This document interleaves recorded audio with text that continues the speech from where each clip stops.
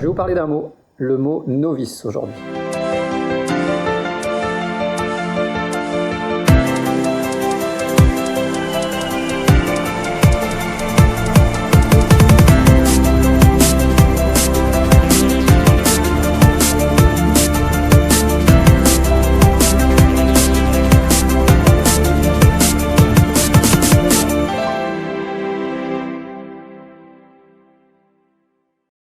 On est en 2008, je suis à l'époque un pilote militaire relativement expérimenté, je suis examinateur pour l'aviation civile. J'ai l'habitude de former des instructeurs, des élèves, de les tester, donc en termes de confiance en moi à l'époque c'est pas mal.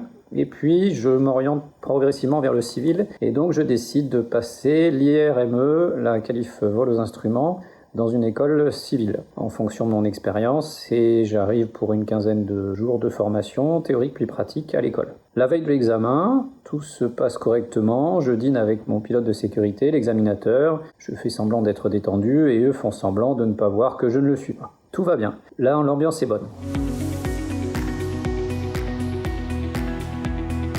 Le lendemain, changement de décor, j'arrive à l'école vers 8h du matin, le vol a été préparé la veille, je reprends une mise à jour pour la météo, les notames, et là, dès le début du briefing, l'examinateur me bombarde de questions, événements auxquels là, je ne m'attendais absolument pas. Donc les premières questions sont relativement souples, et puis ça s'enchaîne, et ce qui fait qu'au bout d'un moment, je sature, je n'en peux plus, et à la fin du briefing, je me retrouve au 36e dessous. Donc je passe de pilote expérimenté à novice en quelques minutes. Je n'arrive pas à me récupérer, à me raccrocher aux branches puisque le vol se passe très moyennement. Tous les exercices prévus sont faits, même le pilotage sans visibilité avec une visière, ce que je n'avais pas vu en entraînement. Bref, le résultat n'est pas surprenant, je rate mon test. Voilà, donc je me retrouve d'un pilote expérimenté à un novice qui l'ignore. La récupération n'est pas forcément des plus faciles. J'ai été en excès de confiance.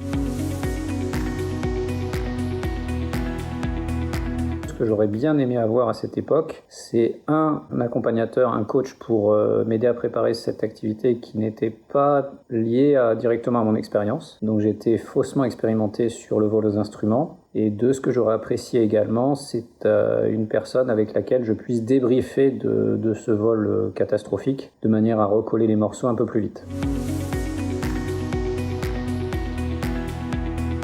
L'aspect particulièrement positif de l'événement, c'est que ça m'a pas mal fait réfléchir sur ma façon d'aborder les tests quand je me repositionne en tant qu'examinateur et non plus en tant que pauvre stagiaire ignorant. Donc cet aspect positif n'est pas du tout négligeable et ce qui me permet de me raccrocher au fait que les aspects novices ou l'état psychologique dans lequel on se trouve quand on s'estime novice sont largement à prendre en compte, donc ce qui implique que les compétences non techniques et pas simplement les aspects techniques que l'on voit en sol et en vol sont vraiment à intégrer dans le briefing et également dans le débriefing. Voilà à peu près ce que je voulais vous dire sur ce vol qui m'a particulièrement marqué et qui continue à m'impacter dans ma façon d'aborder les élèves pilotes notamment. Je vous remercie de votre attention. Bon vol à vous.